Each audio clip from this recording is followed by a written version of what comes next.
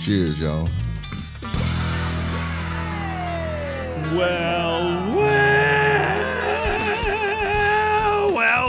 The voice is back. Welcome, ladies and gentlemen, to this fine radio program, podcast, and video extravaganza known internationally as the world-famous Smokin' and Toastin'. Adam, could I have just a little more headphones? Thank you very much. That's perfect. Welcome to the show. It's show number 263, and we are going to be on a tear today. We've got so much great stuff to talk about. We had Michael Duckworth was scheduled to be with us. They had something unforeseen happen at the brewery. I won't get into exactly what it was. He's okay, but and the beers are okay, but he will be rescheduling him for January. So fortunately, we've just gone through the holiday season here in our building, and that means our fridge is actually stocked with beer. So we were able to pull out some beers that we can sample today. I have to tell you, the fridge at RFC Media is like the best work fridge ever because there's really almost is. always beer. Always beer in there, and there's even some seltzers. And I think if you look in the upper corner, there's a whole bunch of white wine too. It's a strange phenomenon too because when you open the fridge, there's been times when there's no beer whatsoever in there. Yeah, occasionally. There's never times where there's like one or two beer. It's either like a case or two, or nothing, or zero. Yeah. Well, and that tells you something about the people who work here in the company. So, welcome. It's good to be back. So we will be talking today, by the way, about the best whiskeys of 2021. The list has been released. So very excited. All right, that's almost last year. Yeah, I know. It's getting real close to being last year. We're halfway to 2022 now. Our program is brought to you by MyCigarShirts.com. Great shirts for cigar lovers on the web.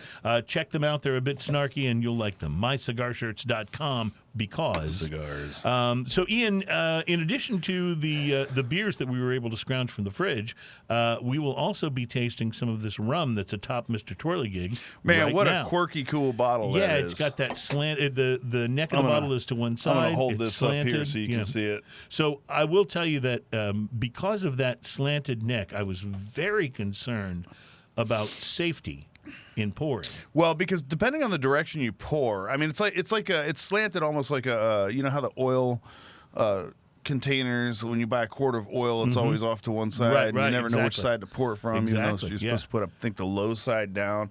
If you pour it this way, you have to overcome this hump in the glass, and that can mean that your liquid hesitates and then pours out very fast. But if you pour it this way, it's all going to come out at a fast rate anyway because you have less slope. Well, and there's some sort of a finger indentation. I wonder if it's a indentation grippy there. spot. I bet it is a grippy spot. But in any event, I took bottle the technology's come a long way. I took the necessary precautions and made sure to clear the neck. It's good to see that. So that way we will minimize the spillage danger. And I'm almost positive you didn't waste what you took out of there. Oh, no, correct? I would never do that. Okay. No rum should ever be wasted, in my opinion. No rum left behind. That's kind of a credo of mine. No rum left behind. That's the plan. So anyway, we'll get to that. It is R.L. Seale's finest Barbados rum. So we'll get to that on the program today. Plus, a lot going on. Major announcement from Fuente that I'm really excited about. And we got new cigars to watch for. We got the 24 best stouts in America to try this winter. Right now. Believe it or not, it actually didn't even say right now in the headline. It's just implied. Said this winter. I guess this implied. winter is right now, isn't it? Yes, well, it is right now. Probably so. You can't tell by looking outside here. Yeah. And, of course, we'll be talking about the best whiskeys of 2021. And, drinking news, of course, we'll have on the program today. Our drinking news teaser headline, if you want to give me a little musical flair there. What do you call this? The musical... It's a musical bumper, right? A musical bumper, yeah. Our drinking or a news post or whatever you want to call it. Teaser headline today is... Or a sting. Sting. Everything but the kitchen sink. Or the bathroom sink, actually. Everything but the bathroom sink. I made that kind of anticlimactic, didn't I? All right, we'll get to it. We'll get to it, I promise. So I have to say, I haven't had a chance yet to watch all of the show from last week, but I really enjoyed the show, the parts of it that I watched, because you were flying not solo without me, but you had a special guest host. I did. I kind of won the lottery of having a guest on last week. And instead of getting some of the usual suspects, which I absolutely truly enjoy, I went out on a limb and I met John Denman at No Label Brewery a few weeks At that back event you went to at out the there, yeah. anniversary party, yeah, and just casually asked, "Hey, I got a show coming up where Cruz is going to be out. Would you like to sit in?" And he said, "Yes." You told him there'd be beer. He hesitated like that. Yeah. He said, "Yes." But you told him there'd be beer, and so ultimately that was the. So he's from the Drink of Ages show. Yeah, he's from the Drink of Ages radio program, and he was a lot of fun. He's had experience doing that for quite a few years now. I think he said 2014 is when they started that. Yeah, yeah. So he's been doing the Drink of Ages for quite a while, so it was really easy. We had a great back and forth kind of feel going on. I really enjoyed doing the show with him. It was a lot of fun. So you kind of hit the lottery last week when you had a guest host. So combine that with you hitting the lottery on normal weeks with me. Well, let me you're explain. doing pretty good He was one level cooler because he brought beers. Oh, I know what you're thinking. You bring beers a lot of times. I bring beers all the He time. brought cigars too. Oh well, I mean, I have brought cigars at times, but no, he was an absolute blast. We talked a ton of stuff. I wasn't even actually aware that he worked at Spindle Tap. Yeah. Because he said, he mentioned we were texting back and forth, just telling him when the show is and all that other stuff. And he said, okay, well, I'll be at Spindle Tap that morning. I was like, okay, cool. I didn't know if he had something going on over there. But he's actually been an employee there for quite a while. Worked his way good. from the ground up to the second floor or wherever he's at now. Nice.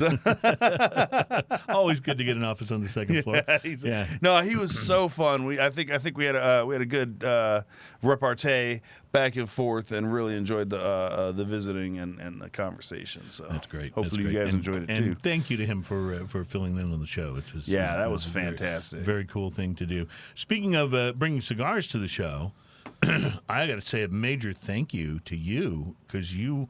So let me give a little bit of history on this.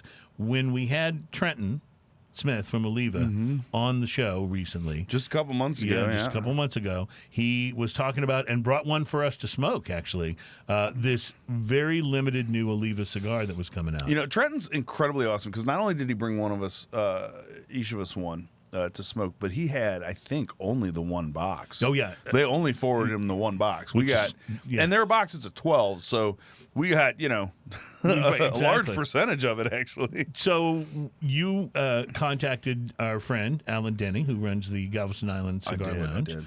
And got him to hold the box of this for you when they came in. Did you order some of these boxes? He said, I did. I said, will you hold one for me? He said, I will. He's good like Then that. he called me when it came in. I drove all the way out to Galveston to pick it up, and he wasn't there. Oh, no. I hate that. But I picked up the box anyway. No, it was awesome. Well, he actually left early because he had some other plans going on, and he had one of his guys cover for him. So I just missed him by like 40 minutes or something like that. Well, and it's a bit of a drive to Galveston. So it is, but you know what? It's a pleasant drive. Me and my wife went down there and wandered around a bit, and then came back. And it's not that far. Like I live on the south side of town.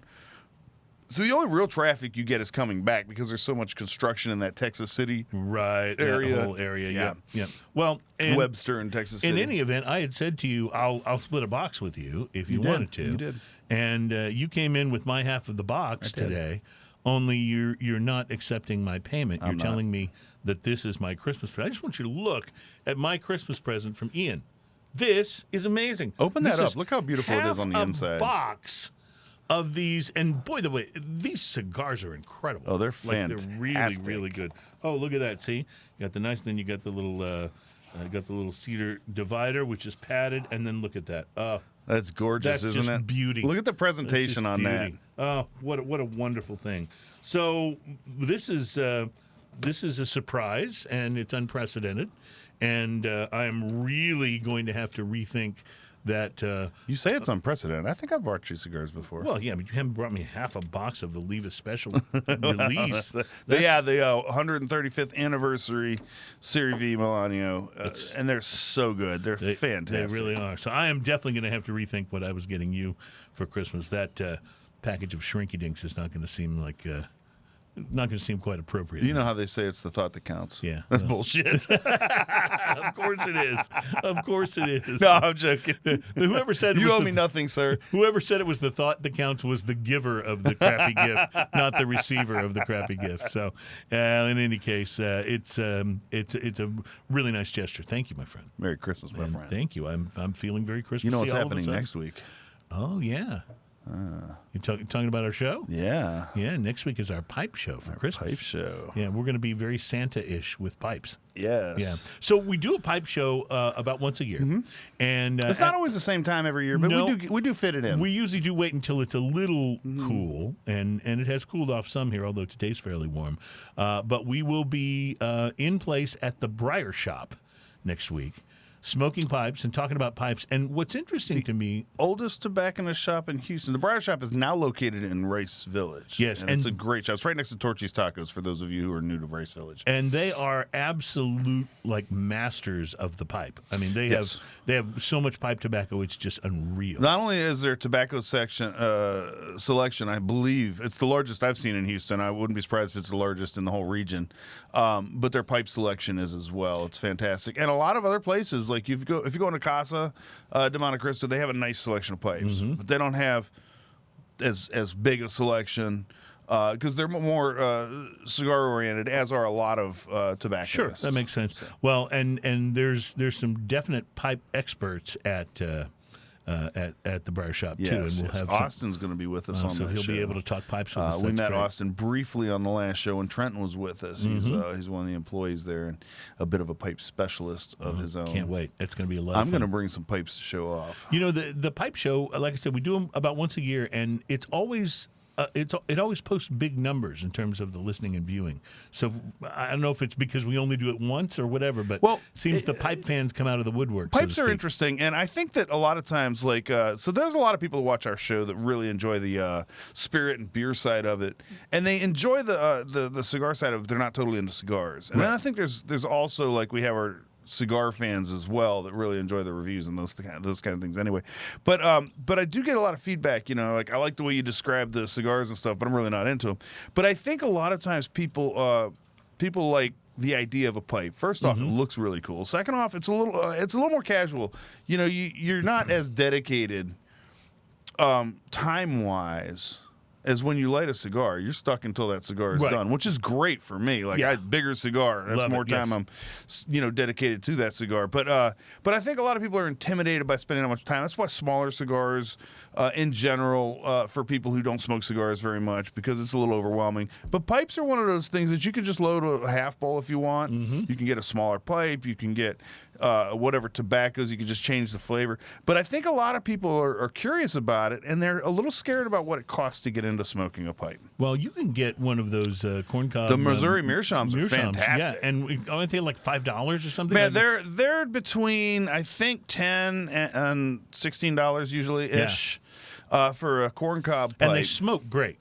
So they're kind of an anomaly in the industry because if you buy a Missouri Meerschaum pipe and you break it in and you smoke it, reasonably regularly and break it in, or take the time to break it in, it will smoke better than any pipe you can buy until you get to about the $60 or $70 range. Wow, that's Like, great. you literally can't buy a better smoking a better pipe inexpensive pipe, yeah. without going into like a premium product, you know, and it's an amazing thing because there's tons of pipes out there at $40, $50, but they're not going to smoke as well as a Missouri Meerschaum, or they may smoke only as well as a Missouri Meerschaum, which is under $20. So one of the things I asked them to do, I talked to Austin about it, and I asked him, I said, can you put together a couple packages for us so that if you're really interested in smoking a pipe, I can say, okay, if you come in here and you buy this pipe and these accoutrements, because you need a few accessories. You need a pipe tool and a couple other things if you're going to smoke a pipe, and even a lighter. But this way, we can say, hey, if you spend this much, you can get yourself into a nice corncob pipe and tobacco and have everything you need to smoke. If you want to spend a little more, like say for instance the $100 range, right? You can get this. And I asked them to put together a few of those things for us so that we can say, hey, and if you really want to impress somebody, here's, just buy anything that says Dunhill or, I tell you what's impressive, though, is the one you have with the really long stem. So that's a hilarious pipe, actually. It's an ironic pipe is what it is. Okay. Because it's a Missouri Meerschaum pipe. But I bought... there's a guy making it now. I'll have to look him up and everything, but it used to be called Forever Stems. And there's a guy that makes these stems out of vulcanite, like really nice really nice pipe stem. Basically, the kind like if you have an old, stem, an old stem that doesn't work anymore from a really nice pipe. This is the stuff that they would make a new stem out of it for, Yeah. And so I had him make a churchwarden version for a corncob pipe. And the nice thing about it is that stem's going to last years and years and years. As a matter of fact, my corncob pipe has lasted years and years and years. But if I ever burn it out, I just pop the end off, and for put it on less than something else, $20, I should put another corncob pipe on the end because it's made for those corncob pipes. Well, the most important part about it, though, is your ability to wield. Yeah, it when you have as a churchwarden, stem, that's the really long one. That's when you have that, the ability to point and look pontificus. Mm-hmm. I may have just made that word up. I like pontificus. We may have a beer called pontificus. And introspective. While smoking a pipe, it actually is enhanced by the length of that pipe. We've been talking about doing a special smoking and toasting beer with one of our local breweries. I think it needs to be called Pontificus. Pontificus. I like it. Pontificus Maximus. And I have other pipes that are like when you look at them, they have a little more gravitas to them. They have a little more, a little more seriousness or a little more classiness to them and stuff like that. But the fact that this is on a very long stem does offset the fact that it's a corncob pipe. It does. And it's ironic, and I think that's funny to begin with. Irony can be a wonderful thing. An irony. All right, tell you what we're going to do. We're going to take a break. When we come back, I want to find out if you smoked anything interesting this week. I do have a cigar to tell you about, and we'll break into our emergency fridge for beer tasting and see if we can't come up with something. I believe the No Label guys may have left some stuff behind. We got a few of those. All right, so we'll get to that coming up. You've got Smoking and Toasting, show number 263, and of course, we'll be talking about the best whiskeys of 2021 coming up.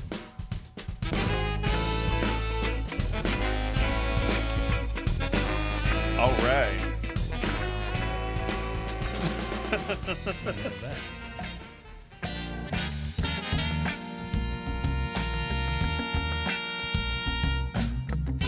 Welcome back. It's Smoking and Toasting. It's show number 263. We are all about craft beer, fine spirits, and hand-rolled cigars, and we welcome you back to the show. We're brought to you by a very fine group of people at mycigarshirts.com. You can check out their cigar shirts on the web. They are very cool, and you would love one under your holiday tree this year. You'd love it even more like if you were wearing it, but you can do that after it shows up under your holiday tree. Every time we come back from to a new segment or even start the show, you list off just all kinds of things that I absolutely love. Cigars and craft beer and spirits. Yeah. Well, we'll get to all of that. Cool cigar shirts. We'll get to all of that. Do want to mention a giant of the cigar industry who passed away last week. Julio Arroyo's brother, Generoso, spent 70 years working in the tobacco business in just about every major tobacco-producing country, from Cuba to the Dominican Republic. He passed away on Friday. He was 86 years old. Wow. He is the uncle of cigar maker Christian Arroyo and the brother of Julio, who we got to sit down with when we were there. It was just fantastic. We spoke with Julio too. For a while. We did a nice what a segment blast! with him. What a nice, incredibly nice guy. Great group of just a great family. You got such a sense of how important family was as a part of their business. Yes. And it was a very cool. And thing, they had that very much the cohesive, all in it together feel overall. It was really, really nice. Yeah. So anyway, Generoso, you will be missed, and fortunately, your legacy will carry on because there's a lot more good cigar makers coming up in that family. And man. So, yeah, absolutely. So I assume you had an opportunity to smoke something interesting this week. Maybe you could tell us about it. It's funny you should ask. Yeah, well, I generally do. I did. So I went out to my back patio today. Ah, the back patio store. I have one that I got a while back. I've been kind of saving it just for I just didn't have time today, and I had some other stuff I had to do while I was outside. So I sat out on my back patio, and by the way, the weather. Oh, couldn't be better. Couldn't be better. I put on some stretchy shorts and a random shirt and just sat out back. So I do want to preface this by saying it might have been me that cursed our cold weather. Yeah. Because it was chilly last weekend. Mm-hmm. And I went out and got one of those little tables that have the heating element in the middle of it and makes fire, Oh, yeah. and I set it all up. And then And it's been balmy ever since. Well, you know what? I'm not upset with you if you impacted that, because I like. But it yeah, so I cursed it. I can't use it. Like, it's set up and ready to go, and I can't use it at all. But no, it's so pretty outside today and so nice, and it's not just soupy wet like it's been the last few days. So it was really nice to sit out there, and I pulled out a Protocol cigar. Protocol. This was apparently a company started by a couple of retired NYC police officers. Oh, Protocol. So Protocol, and everything's very very themed. Thusly, police and CIA and everything else. Oh, nice. I don't know a whole lot else about the company, but this was a Toro 6x52, had an Ecuadorian Habano Oscuro wrapper. Binder and filler were Nicaraguan. The appearance on this medium brown, it had two bands. It had a Protocol band and then a smaller band that said the word Protocol, and then a really nice silky-looking blue footer on it. Like police blue, right? Smooth with some veins, very firm feel overall. Nice looking cigar. Felt good in the hands. You know, sometimes you pick up a cigar and it just feels like a quality thing. It had that feel to it. Yep, totally understand what you're saying. The pre-light sniff on this, chocolate and coffee all day long. Earth with a little bit of barnyard going on. Hints of leather and fresh cut lumber is what I got off the nose. The pre-light draw on this, I used a clip. It had a medium draw to it, not a heavy draw, just medium, and still within, like, this is a pleasant to draw on cigar. Sweet, creamy coffee, milk chocolate, sweet and peppery on the lips. Nice. You know how, like, sometimes you get that flavor on your lips. You're like, it's really nice. The initial light on this, sweet Nicaraguan pepper blast. Sweet pepper, huh? Sweet pepper blast. That's interesting. So it had the pepperiness, like you expect. But there was sweetness to it, and it was big. So it was a sweet Nicaraguan pepper blast. Descriptively sweet, not I mean, it's totally sweet, man. Rich cacao and coffee coming through right at the beginning. And retrohale was cedar and mocha right on the initial light of this. Moving on to the first third of the cigar, as it settled in a little bit, I got a creamy sweetness and chocolate flavors interplaying with pepper and wood to create a dessert-like experience with enough spiciness to take it seriously.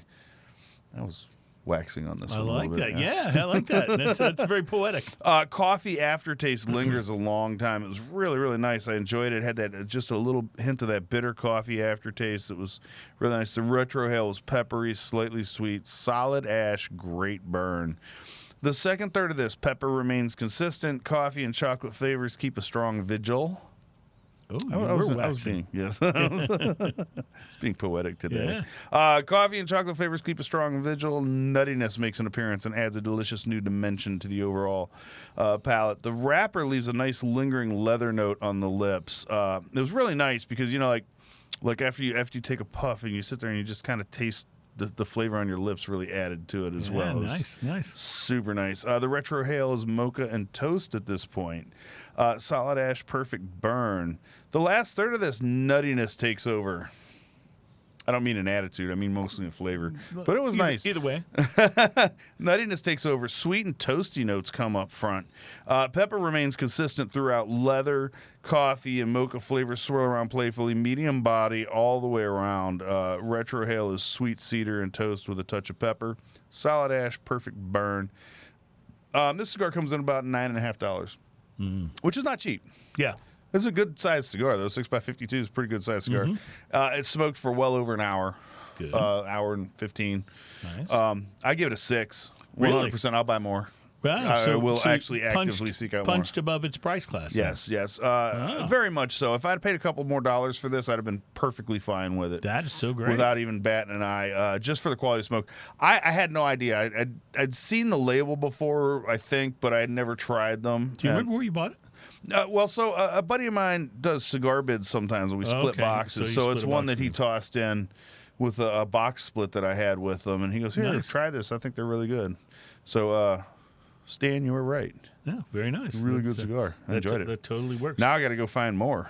Yeah, which might be difficult. I don't think I've seen it anywhere. That's why I was asking where you bought it. So. I think they have. It's one of those. I think they have it Casa. I think they have it at Casa, and I think they have there's other places because I've seen the label before. Okay.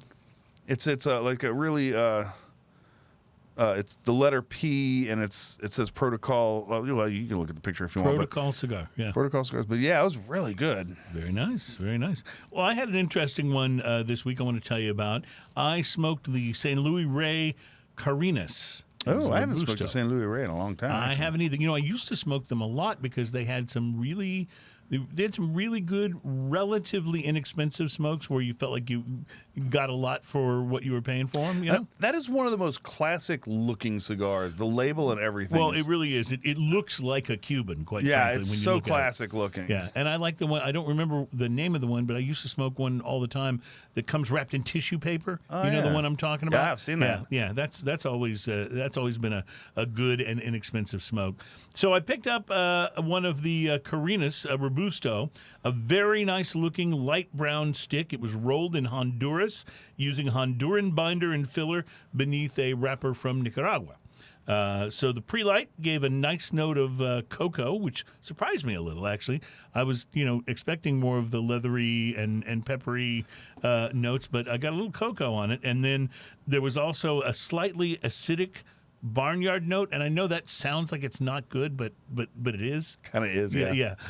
And then there was also a hint of nuttiness, all of this on the pre-light sniff and draw. I used a punch, and I lit the cigar, and because of the Nicaraguan wrapper, I was expecting a Nicaraguan pepper blast. I didn't get one. None. No, not at all. There was some pepper, but you wouldn't really call it a blast. Wood, I'm going to say probably hickory. I'm pretty good at identifying. I at least know oak, hickory, and mesquite. There are a few that you're just used to smelling because, like, especially here in Texas, we use a lot of those woods for cooking. Yeah, and especially you can mesquite. Definitely Mesquite tell is so the good for mesquite cooking. and the hickory and the cherry. Yeah, when I was away for the Thanksgiving week, I was staying at a place where they had a charcoal grill, and I went and got some mesquite chunks and made some steaks that were just phenomenal. Oh, yeah. Yeah, just phenomenal. But in any case, this struck me as hickory. That was the first and most dominant note, along with a nice helping of the chocolate that I got from the pre-light sniff. The draw was a little tight to begin with, but it got better as the cigar warmed up. The burn was a little crooked, creating a slight canoe once I was about. I see the first picture that you put up there, the burn's just a hair off. Yeah, and there was a little canoe. So I decided not to touch it up for a while and see what happens. The flavors were kind of old school, reminding me a little bit of a Cuban, but more specifically making me remember when I first started learning about cigars. I smoked a lot of Monte Cristo and Romeo and Julieta, just their classic brands, and it reminded me a lot of those from when I first started enjoying cigars. By the second, third, nuttiness had taken over as the main note, along with the chocolate, a slight floral vibe, and burnt toast. And that's a positive. That's absolutely. That's not a negative. I did not touch up the canoe at first, and even with it continuing, the ash held on for a good inch or so. I finally tipped it off to keep it from falling on me. And after I did, I then used a single flame lighter to toast the part of the wrapper that did stop burning. And it responded well, and the burn evened out a bit, although I will tell you, it started canoeing again later on in the smoke, and you'll see that, I think, in some of the pictures. So, yeah, I was a little disappointed about that. It really did not burn nearly as well as a cigar like this should, in my opinion. Once I got into the final third, the strength ramped up a little bit. I got some creaminess to accent the wood and the chocolate and the floral notes. There was bread, cedar, and a slight saltiness on the retrohale, which was kind of nice. I wound up thinking that the cigar did remind me a lot of a Cuban, although not a great Cuban. Gotcha. It made me think of a Cuban Fonseca that I smoked a long time ago. Interesting and somewhat complex, but not as rich as the better Cuban cigars that I've had. Definitely had that old school vibe to it, though. That much came through. And, maybe it was just the look and the band, but my brain just kept thinking this is a very old school style cigar the whole time. And just to clear up, for those of you who are totally convinced that Cubans make the best cigars in the world, you know what? They make great cigars. They also make bad cigars. Right, Don't forget that. Exactly. And there's some. Not that I'm saying the Fonseca was bad. Right. It just didn't stand up to some of the Cohibas and a few of the other things that I've had that were just outstanding from Cuba. Overall, this was a good cigar. Not a great one, but it was enjoyable. I did enjoy smoking it. The Carenas Robusto is a $7 to $8 cigar, and therein lies the rub for me. Because at $6, I would say totally worth it. But at 7 or 8, I'm forced to start comparing it to a Bella Artes or an Oliva. Hoyo Black. And it just doesn't quite compete. You know what I'm saying? So don't get me wrong. I enjoyed it, but I don't think I'll be buying a box of these anytime soon, if that makes sense. A guarded thumbs up, price to quality 4.5. Gotcha. I could have given it a 5 if it had not been for the uneven burn. That set me back a little, but yeah, in that price range, there's so many great. Well, cigars. and that's a distractingly uneven burn. Yeah, and right, and I did wind up tending it a lot towards the end. Right, and that's why I don't mind touching up a cigar, but I don't want to be constantly having to. Touch I don't up even a cigar. think twice about it if there's just a little spot, Yeah.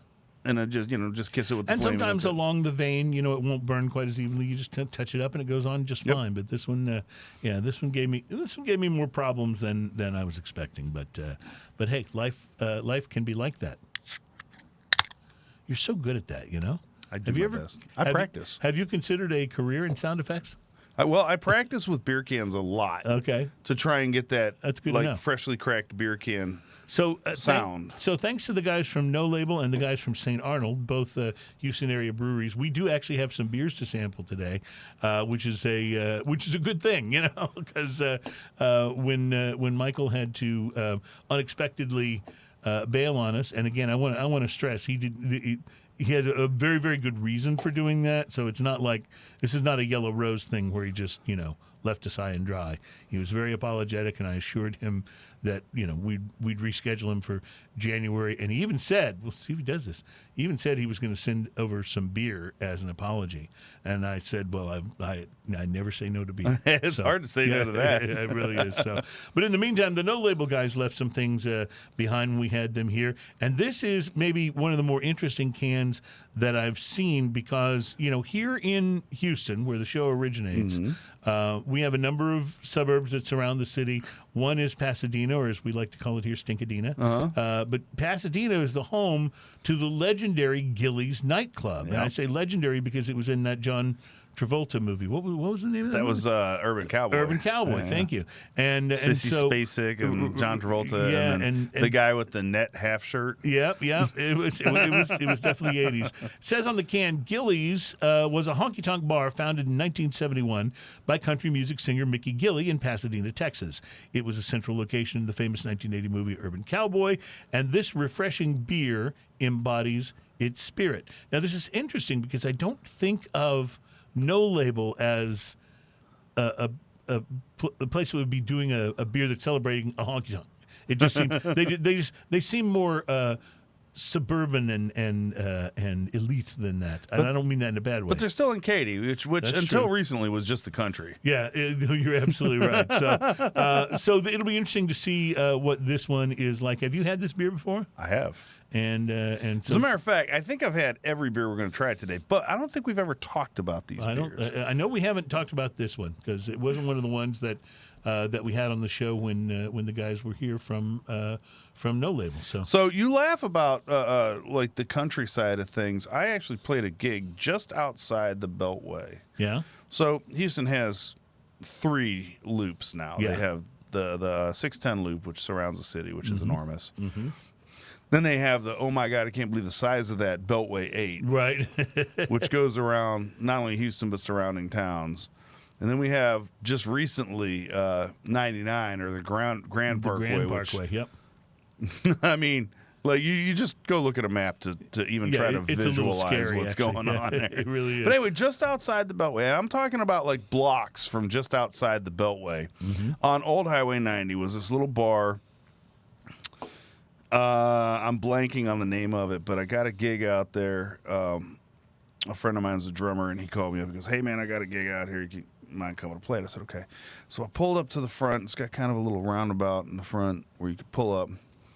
And I unloaded all my gear, and I got everything set up and ready to go. And I was like, "Oh, man, I got to go move my car." And as I'm walking, I just throw open the front door, and as I'm walking out to my car, my truck, which is right there, I feel like somebody's looking at me. and I turn around, and there's a horse right over my A shoulder. horse is looking at you. A horse tied to the post at the front of the bar. No kidding. I am Somebody not joking. rode I have their a picture horse of it to the somewhere. bar. I have to like dig that picture Somebody rode their horse to the bar. up. Like, no lie. This is, and it. You know what? It's not even that surprising. No, it really isn't. No, it's not like it's not like people here drive around with cars with steer horns on the front and stuff. I played all three kinds of music when I Yeah. went in there. I played country and western and Stevie Ray Vaughan. Oh well, Because Texas. you can't lose with that combo. So, what's your impression of the Gillies beer from No Label? So first off, on the nose, it has such a gentle, malty, wonderful, sweet smell that I instantly like this beer. Yeah. Like just due to the smell. On the palate, it comes across as classic beer. Yes, that's a good way to say it. Like, Classic beer. like when someone goes up to the bar and says, "I'll have a beer." This is beer. This is what you pour them. This is straight up beer, Yeah. and it's got great malty flavor, but it's also got a nice crispy finish. Just enough hops to not make it terribly bitter, but a little bit, to finish it off and make it easy to drink. So I think this is a pretty nice beer. To be honest with you. You know what it makes me think of? And I don't dislike the beer I'm about to reference, but it just is what it is. If Lone Star was a little bit better, it would taste like this. I would go there. Because Lone Star is classic beer. I'll drink Lone Star when I don't have a better option. I'd much rather have it than a Bud or a Miller, for example. And it's one of those things that where we live, you often go out someplace and it's on a pretty decent special price. Oh, that yeah. night, you can get $1 Lone Stars and stuff. $2 Lone Stars at different nights and things like that. Exactly. So and steak night is a thing around here too. Yes, by it the is. way. Yeah, and but this, if Lone Star were just a little bit more craft oriented, this might be what it would taste like. That's what I get out of this beer. I was corrected, by the way. OnStark has corrected me. Urban Cowboy was Travolta and Deborah Winger, not Spacek. I said Sissy Spacek because her name in the show is Sissy, and it just Sissy stuck in my head. John Travolta and Sissy Spacek was Carrie. Remember? Gotcha. Yeah, that was before John Travolta was even in Welcome Back, Kotter, I think. Maybe I'm wrong about that. Welcome back. Yeah. That song got stuck in my head Mr. earlier. Cotter. And Scott Glenn, that's right. Scott Glenn was the guy in the fishnet shirt. Well, in any case, that was all the rage because the Urban Cowboy movie for John Travolta came after Saturday Night Fever, and we all know what a huge hit that was. Yeah, big. So he goes from doing the big disco dancing movie, and by the way, John Travolta, I sometimes question his acting chops, but that man can dance. No kidding. Like he is one of the John Travolta and Patrick Swayze, maybe the best male dancers of our generation. Well, the story about in the what's the disco movie? You just said Saturday Night Fever. Saturday Night Fever. The story about that is he worked so hard to get the dancing thing nailed, and then they were trying to film it and everything. He goes, no, you just put one camera right there, and that's how that happened. It's just the one camera. Wow. Well, after he did that, then he took on the country dancing side of things, right? And did Urban Cowboy, and he looks great in that. And then there was that. What was the? The Tarantino movie. Pulp Fiction. Pulp Fiction. Of course, he had to dance in that. Yeah, but that was probably his best acting was in that movie. He's one of those. He's a little like Nicolas Cage. You can find good Nicolas Cage movies, but you do have to dig. I love that you said that because we had a whole Nicolas Cage conversation last week. Oh yeah, I didn't catch that part of the show yet. Well, Nicolas Cage is apparently. So I don't know any of the details, but apparently he's starring in a movie about himself.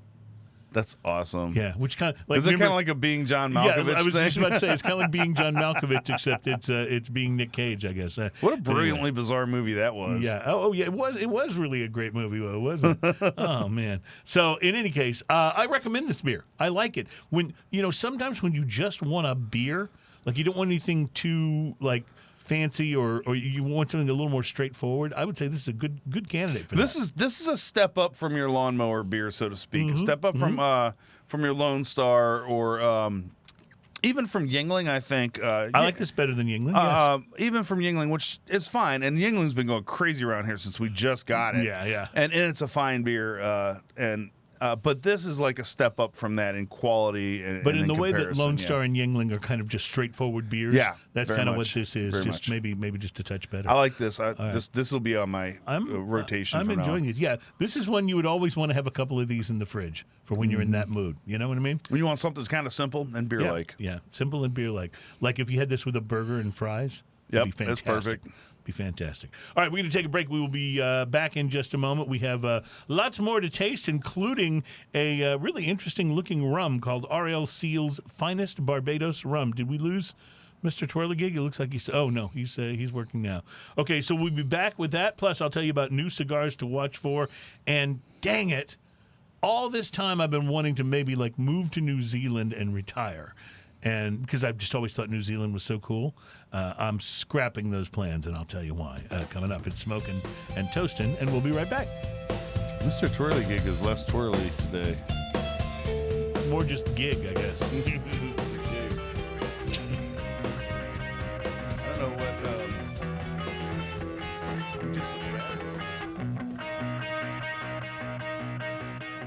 Welcome back. It's Smoking and Toasting, show number 263. We're all about craft beer, fine spirits, and hand-rolled cigars. You know, one of the cool things about Smoking and Toasting, Ian, is that we've been doing this long enough that the show actually has a few groupies now. And sometimes during the time that we're doing the show, we have to, during the segments, we have to open up the door and check and see if any groupies are like hanging out and just trying to, worm their way onto the show. And we discovered that apparently Michael Duckworth is one of our groupies. He's here. He was hanging out there now, and I was going to say, well, we can't just let a groupie on the show, but he brought beer. So that just... that's the secret key. That's the secret key. That's right. Not so secret. Yeah. And I'm sure you know this, Michael, but you never want to be known as the guy that arrives late. You always want to be known as the guy that brought beer. Right. And Much that's better. That's how we're going to look at you. So welcome. You were our scheduled guest for today, and we thought that we were not going to be able to hang with you just from some things going on. I don't know how much you want to talk about it, but... Sure. I mean, we're open here. So we had a little bit of a scare this morning. Some people came back positive with COVID from At the brewery. At the brewery in the back of house. Okay. So nothing kind of front end, but, just protocol. We decided, hey, let's get everybody who was in the brewery yesterday And tested test up. you, yeah. Right. So we did that this morning. We had to kind of wait some time there. Luckily, most everybody came back clear, myself being one of them. So here I am, beer in hand, ready to continue the show. I love your dedication. That's right. That's right. We were all set to reschedule you, but you know what we'll do? If you'll bring beer in January, we'll just have you back then too. 100%. Okay, Let's do it. wonderful, wonderful. So we had a few beers, as Ian was saying, in the fridge that we were thinking of doing as our tasters. But you have brought beer yourself, and I vote we get right to it. I'm down. Yeah, Easy we've breezy. already missed a couple of segments. What are we doing first? So let's jump in. We're going to jump into Little Joe, too. So if you guys remember last time I was here, we did Scout, which was our Right. Mexican-style lager. Oh, yeah. And, And it was very good. Too. I thank actually you for enjoyed that one Yeah, we tremendously. actually we ended up coming away with the silver from Great American Beer Festival wow, for that one. Congratulations. That's huge. Thank you very much. So I figure, hey, let's keep That's the out good of times just, rolling. Just to put that into perspective for people who aren't familiar with Great American Beer Fest, out of how many beers is that? There's about 10,000 beers that are All entered of into the them. Holy into moly. the When you competition. get silver out So I of that think, many beers, you are really making statistically, I something. think there's about 2% of breweries that walk away with some kind of medal. Yeah, out of that's that, amazing. So it really is like making it to the Super Bowl for beer. Yeah. Oh, wait, hang on. Ooh, we got money out now. Well, I said Super Bowl, so I think I owe the NFL something. So they can come by and pick that up. Yeah, That's good. Yeah, VMI's isn't that amazing? coming after you Yeah, next. yeah. Oh, yeah. Oh, well, those guys. Don't get me started. Anyway, we are thrilled that you're here. That beer was fantastic. And is this one something So it's similar? another lager. We used that one as kind of a go-between for some of our other options that we're going to go through. So I thought just keeping that trend going, let's bring in Little Joe 2. This is a dry hopped American lager. So it's got a nice just touch of hop character. Go ahead and open it up. There you go. Love He's it. so good at that. I know. You got to draw it out just a little bit. Right. You know? It's the drama, really, that makes See, like it. with a bottle, you can pop it open pretty quick, and then you drop the the cap and you get the plink. Yeah. Which is the finish. But with a can, you have to draw it out just a little bit. Yeah, you really do. That gets that escaping Pass this Carbonation. carbonation. Thank you. I've noticed as I get older, I blank on words. They're words that I know, but they just don't always come out. like that can be very embarrassing too. You know, You have such a large vernacular that it's hard to just down select sometimes Yeah, of the yeah. appropriate. I remember word. most of understand. those. What do you call it? pass one more along. Yes, sir. That smells good already. Whatchamacallits? Yeah, that's Those good. are good. All right, So you get a little hoppiness going on. This is an American lager, DH, so it's dry hopped. Correct. And what kind of hops do you use in this?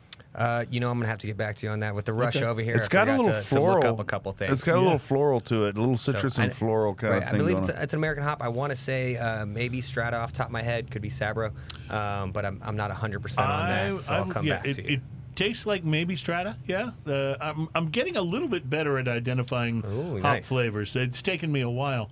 We started with beer good, and then went, graduated from there. But Beer better now. beer better. Yeah. Beer better. But this is, oh my goodness, this is just very drinkable, very very refreshing. But the hops gives it a complexity that keeps it from being. We just had the Gillies beer from No Label we had in the last segment. We were talking about how good it was, but it was extremely straightforward. Right. This has a little more nuance. A little to bit it. more of a Yeah. backbone, not quite a single note. Or still a lager, very light. It's about 5.5%, so pretty sessionable. You're going to be able to enjoy this throughout the day. But again, if you're looking for a little bit more character in your beer, that other than just getting the liquid in, this is going to provide a little bit of more character there. I wanted to mention that since we had you on the show last time, I have seen your beers cropping up everywhere in stores, and just like you're getting good shelf space, you're getting good display. Part of it is your kind of genius of design of the cans. They really kind of do stand out, and Appreciate it. when you have several of your different varieties together, it looks like a block. You know what I mean? You got this whole group of beers, but they really are. You really are starting to show up at retail. Has it been a good year for you guys? It has.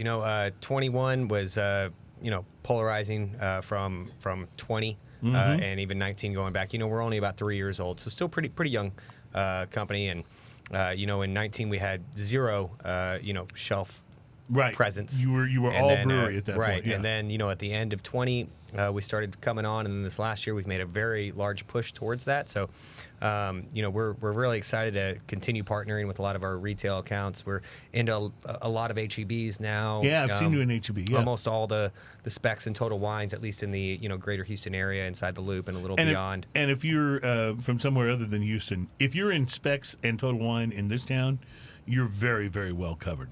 But being in HEB, which is one of our cooler grocery store chains, Right. is also a great thing too, because sometimes people aren't making that extra stop at a spirits and beer Right. store. They're in the grocery store picking up bread and milk and mayonnaise, and they're like, oh, hey, I should grab some of this True Anomaly. Right. while So I'm here." that's our next level push, So we're into the big wine spirits beer stores, and now we're getting into the more of the local groceries, That's Central Market, Whole Foods. Have you been those able to type get of out things. and do samples and those kind of things? Is that starting to happen now? We are. It's very touch and go. Yeah. Obviously, we've set up more than we've actually executed.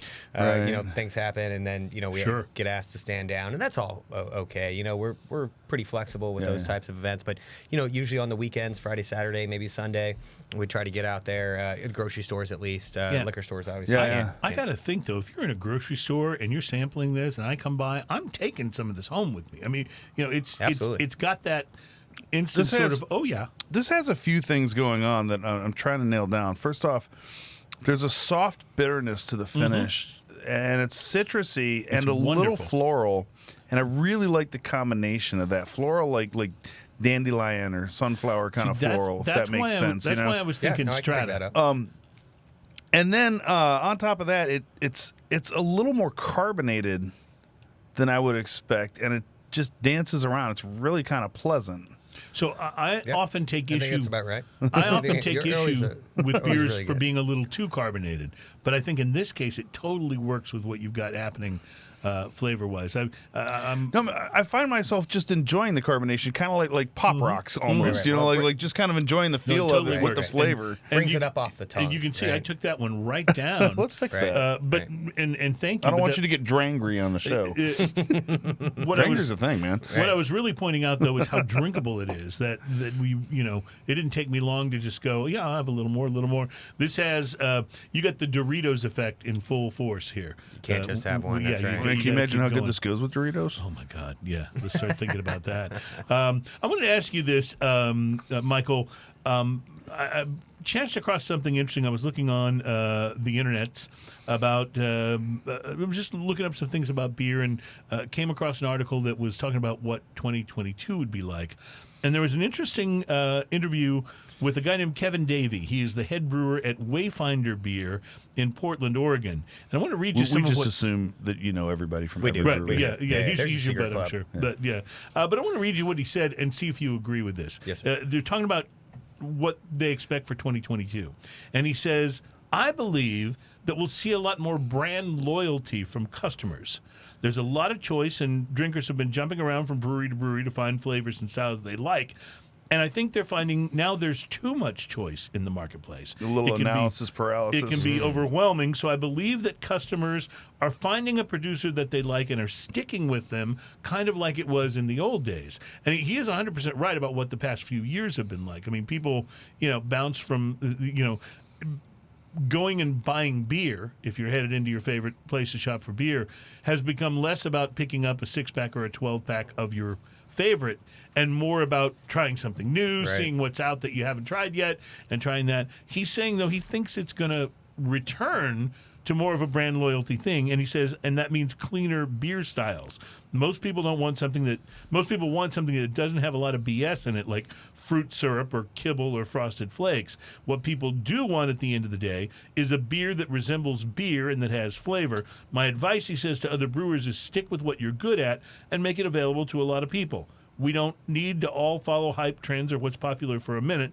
If we make what we're good at, people will come, and that includes seasonals that become part of a customer's custom and calendar. He is not talking to Ingenious Brewery at all. No, not at all. Well, and if you think Among about others. it, and we've got friends out there, and Spindle Tap and other places like that are constantly, doing these experimental things. But what do you think about that? Do you think people will return to more of a brand loyal type of thing? We funnily enough, we were talking a little bit about this yesterday inside the brewery, and just about the amount of variety that's Right. out there today, which I think this kind of keys in on, and really the kind of short term life of those new varieties. Right. Where I think for a while there, people were really eager to try something new or new daiquiri stouts or pastry stouts or sours or different things, but the turnover around them has become a little exhausting and a little, I would say,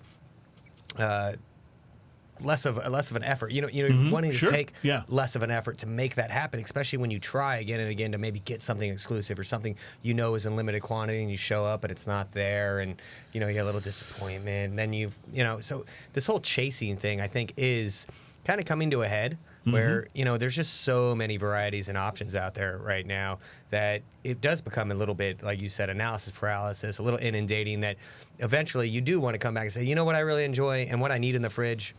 These guys. Yeah. But you Those have guys. A you good have IPA or a good stout or what, yeah. Right. And if you have a producer that you like, let's say you're into True Anomaly and you start to really enjoy your stuff, and we do rotational lagers, right? So we're not a big lager house, so we do more rotational. But hey, if you liked one and then you like another, you say, you know what, I'm starting to like what they're doing. Right, I'll try this new lager I'm going to give a from new them, lager, but yeah. it's still a lager. It's still in the family there, and I've enjoyed the quality that they You put get out. an instant feedback due to your tap room. Correct. Like, how long does it take to find what your core line is going to be, and then that's going to change a little bit over time because people's tastes are going to change a little bit, or things are going to be more popular. So you come up. How many beers do you have on a core line right now?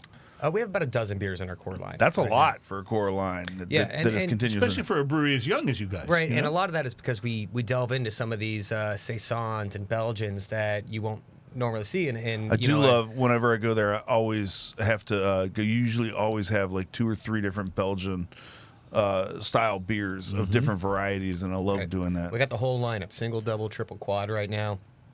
That's fabulous, right? And especially if you're an enthusiast about that, you come in, and we try to keep that going. So I count that as part of our core line, but quite honestly, it's 2 or 3 times a year that we're able to cycle that through and get it built up. Have you guys come up with any particular beer that just always sells no matter what, and that's what you have to make sure it's on tap? Yeah, so we have a few different IPAs. A West Coast, an American IPA, a hazy. We do the one hazy. We're not trying to get so good. heavy into that market, but obviously it's there, and it's a predominant piece of the beer market. Yeah. So we want to have good representation. But to your question earlier, we tried to focus and down select what was the best qualities of the hazies that we were going to. So, really it took about 12 to 18 months for us to use that tap room as that And test narrow it down, environment to say, okay, we've come out with a dozen different IPAs. Here's the 3 that have really stuck, as a West Coast, an American, and that hazy, and now we have those, and obviously when we get into the more retail side that you were saying that we're showing up more at, well, we gotta be able to provide it when they call on. You got to fill the orders, yeah, right. Absolutely. So that it's you play a good push and pull game there, and when we first opened up, we were very cognizant of not wanting to just immediately get into stores because we wanted to use the tap room to help refine both the quality of our beer and the preferences of those in the Houston area to help us, what is selling, what is good, what are people enjoying. I was thinking about, the really kind of more bizarre specialty beers, like some of the smoothie sours and things like that I really enjoy from time to time. But I have a tendency, if I'm buying those, I have a tendency to be buying them in the mix packs, where I'm, like at the end of the aisle there at the Specs beer thing, or you can do it at H-E-B where you can make your own 6-pack. I buy one of those, and I may drink that beer and really enjoy it, but I'm not probably going to buy a 4-pack or a 6-pack of that. And so that makes me think about the brewer. If people are buying onesies of a particular beer rather than buying, like a 4-pack like this or a 6-pack, you're not selling nearly as much beer that way. It takes a long time to get through those barrels. Yeah. A lot of places by the one. as well, though, when you go to the tap room and get some of those crazy over the top brews, you're going to do a shorter pour. You're going to do it in a tulip glass and a shorter pour.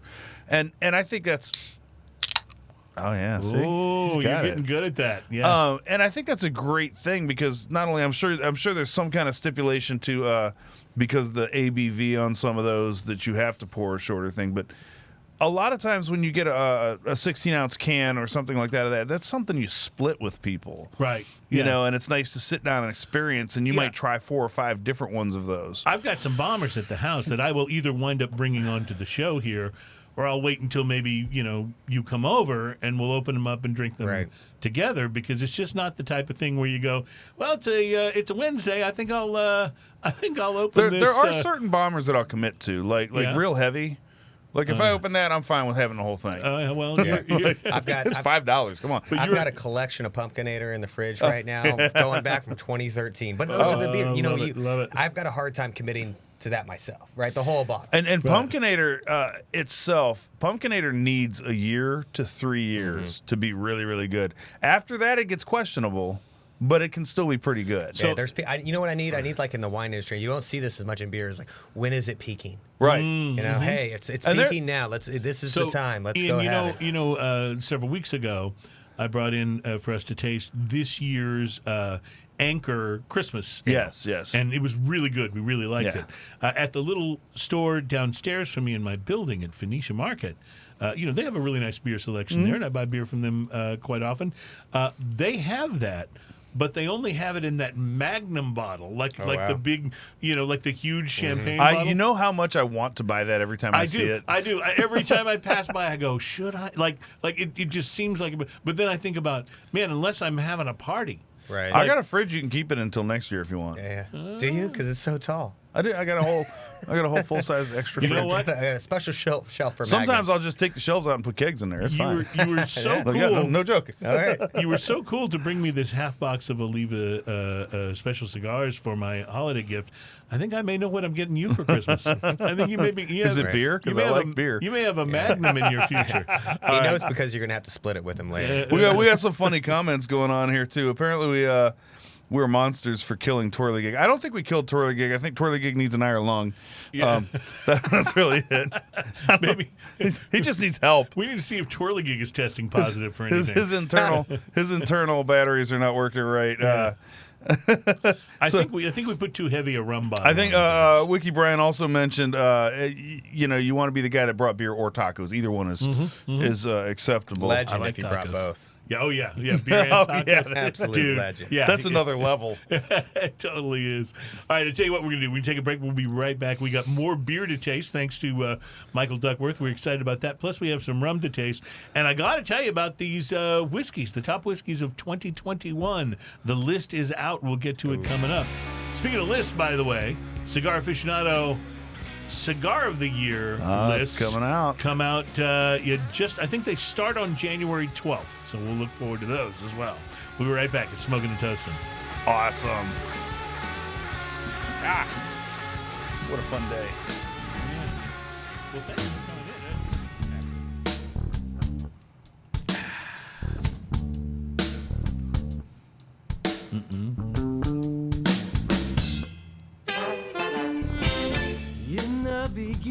Welcome back. It's Smoking and Toasting. We are so thrilled to be here at show number 263. Michael Duckworth, see,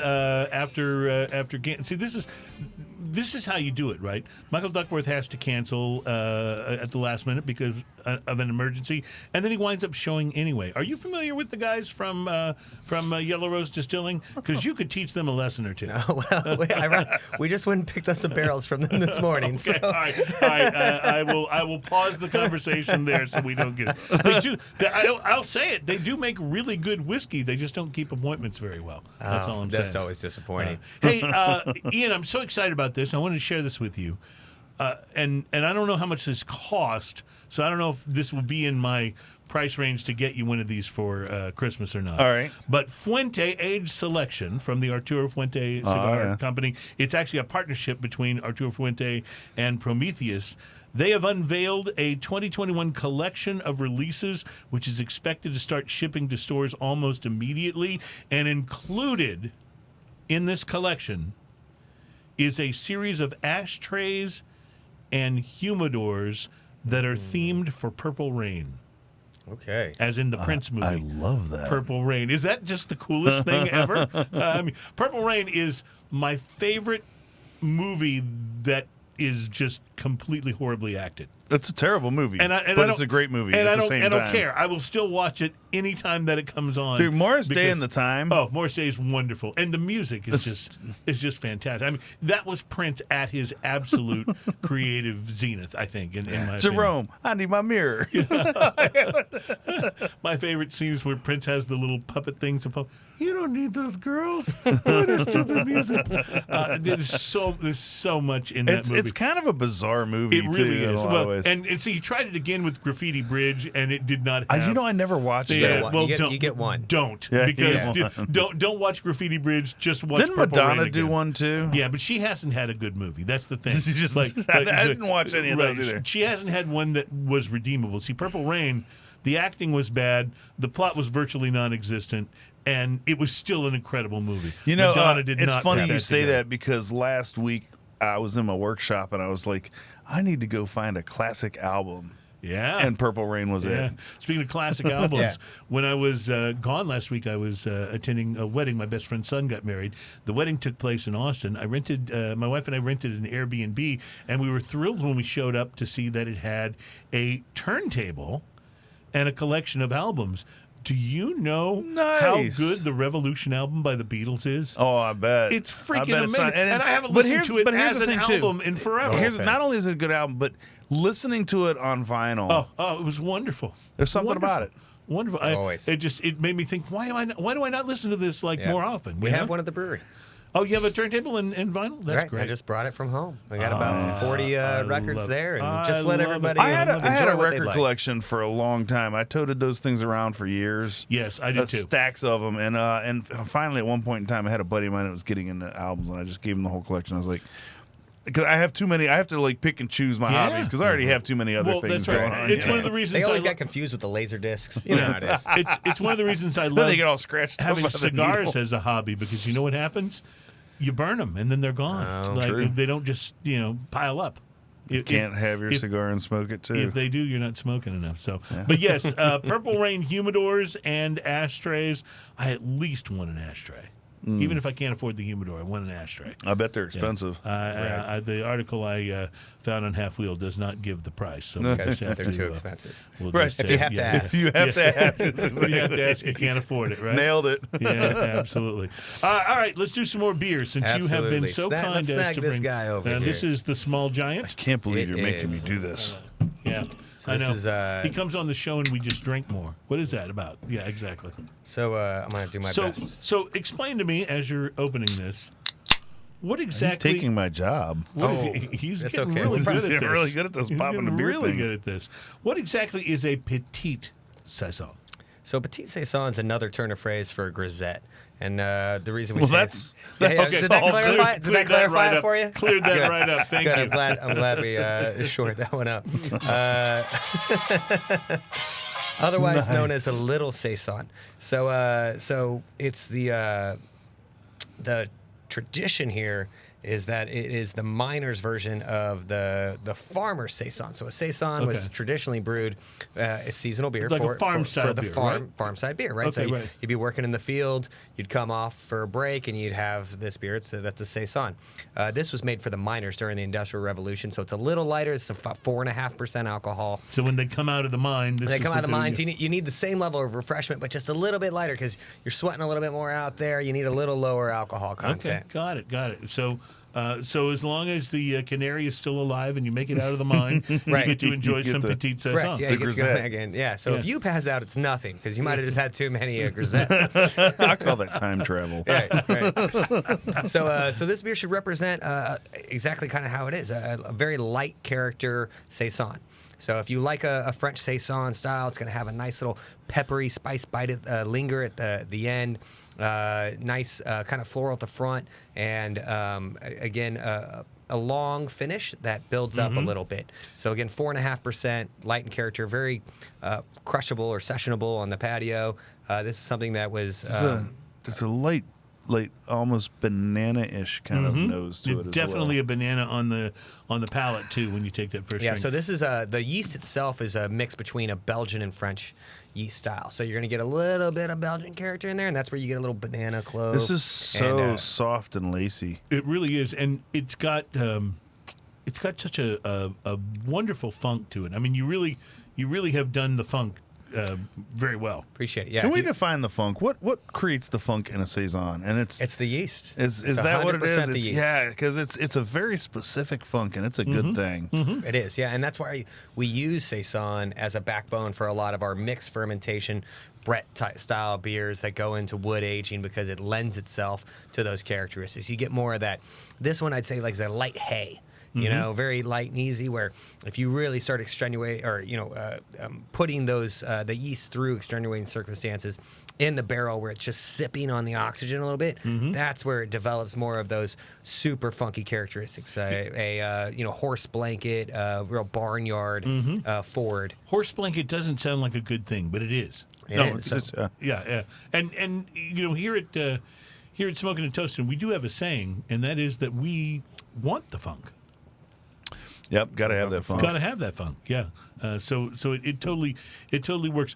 I'm going in for more. Is a Very saison? Is this a more difficult beer to brew than say a lager or an ale? It is, honestly. So it's more of the back end shelf life, especially from a canning purpose. So diastaticus is the term we use for a yeast that continues fermenting. Right. Thank you for continuing to clear things up and Yeah, you not know, confused. not be too technical. But what is that word again? Diastaticus. So, Diastaticus. Maybe that's what our beer should be called. So We were going to go with what was it?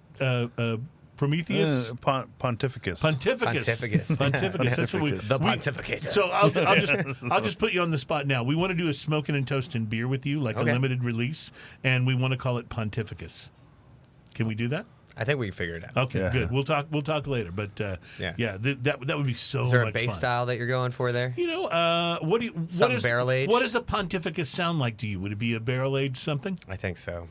Yeah, barrel aged and probably wee heavy or porter. So yeah, if yeah, it's like a single barrel, nice. If it's called Pontificus, Because you can't pontificate over an IPA. That's just the wrong move. well, That's like trying to play blues in a mall. The lighting's wrong. Everything's going to be a wreck. All that means is you're not drinking the right IPA. But I'll go with you on this, though. Sure, yeah. Because this would be a beer. If it's called Pontificus, it would be a beer that you would want to Right. and then pontificate. Right. Right? A little higher ABV, a little higher heat, something that does well when it warms up. Right? Right? Because you want to like let it open up and breathe a little bit, not so dissimilar. I like Pontificus. This is Yeah. a great idea. All right, Yeah, we'll sounds explore good. this. But you were saying this is a more A difficult beer to brew. Pontificus Porter. Oh, Yeah, it's I like that. it's I believe a, at one time I actually brewed a beer and called it that years ago. Pontificus? It might be written on the side of one of my corny kegs there. You just never cleaned it. I've never cleaned it. Well, it's the outside of it, right? Yeah. Well, Who cleans that? I like Ian's motto about when he does home brewing. It's like we're going to open up these beers and we're going to drink them, and if the beer is good, Oh, yeah. So if you brew good beer, you're going to drink them and get drunk. If you don't brew good beer, you're going to get drunk. That's how it works. that's how it works. But seriously, these saisons are more difficult to brew than a typical ale or lager. The yeast itself is a little more tepid. It's tricky, Yeah. right? Yeah, it's a little more tricky. Well, This has you such guys a nailed it with this. I can Beautifully tell you that. delicate flavor, and then just a little bit of that pepper spice kind of thing going Right, on. yeah. And really, I would say this is our brewer's beer. So generally speaking, again, we have this out on the shelves. It doesn't move on, clearly as quickly as the not gonna be lagers your and the bigger IPAs, seller, sure, right? yeah. But the people that are a little bit more into beer, and especially when we go to a festival or if we're at a event with other brewers, where everybody's kind of trading their wares and their goods. We very often get other brewers to show up and say, "Hey, you have any of that Small Giant? Let me. I'll give you one of these guys for one of those." Yeah, I got to tell you, I grew up in a farming community, and I never discovered this when I like was there.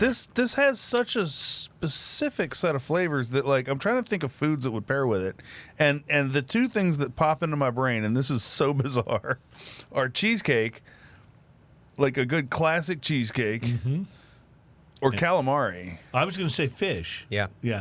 Like- Seafood. It's very light, very white winey, right? And it does have a right. little bit of a Okay, so white gooseberry winey character, right? that kind of nails it because it has a little dryness to the finish Right, too. yeah, very dry. So You know- this one and the Contact Light we'll try next.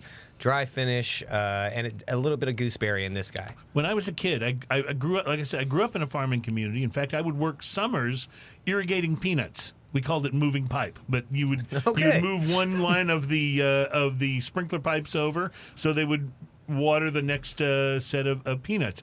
And it was hard work, and it was muddy, and it was gross. But if I'd been able to come back to the farmer's house and enjoy some of this, Right. that would have changed my whole perspective on moving pipe. Right, getting back out there. Wiki Brian's idea is that we make a Doppelbock and call it Pontificator. That's not bad. So, just to FYI, I talked to my brother-in-law the other day. He's coming in from Pennsylvania for the holidays. He's going to bring some Weyerbacher with him. Oh, very nice. Have you had Weyerbacher? I have not. I mean, obviously, I hear about it, but I don't. I the haven't Mary enjoyed it Monks myself. is Yeah. brilliant. Mary Monks, yep. The if he can get some Blithering Idiot or the Quad Ale, those come in. We had this when I was visiting them a few years back. We were down in the basement, hanging out, having a couple beers, and my sister comes down and she's looking at it. She goes, "Oh, you guys look like you've been getting into your beers." I was like, "Actually, this is my third beer." And she looks over at the bottles on the table and she counts and she's like, "Oh, huh." And she walks off. Of course, the beers we're drinking are like 13.5. Right. Exactly. Right. Exactly. We were a little tipsy, but I think that was the Quad or the I don't know. Yeah, they got some great beers, but they're Merry that's a Monks. quint almost at that point. Yeah, Wow. their Merry Monks is such a ridiculously good Belgian style ale that you can get just anywhere up there. It's pretty unbelievable. Ian, I don't know how this is going to go with the Small Giant, but I think we should tap into the rum here at this point. We've got a bottle that we brought of R.L. Seale's finest Barbados rum. Look, Cruz, It's I a don't know very how to funky say bottle. this, but Worcestershire. Yeah, yeah. Sorry, I just wanted to say that joke. Yeah. Well, the truth is, pronunciations are a difficult thing. I lived in Massachusetts for 7 years, right? In Massachusetts, in the greater Boston area, there's a town, a kind of a blue-collar town, a little ways away from it called Worcester. It's spelled like Worcester, like Worchester,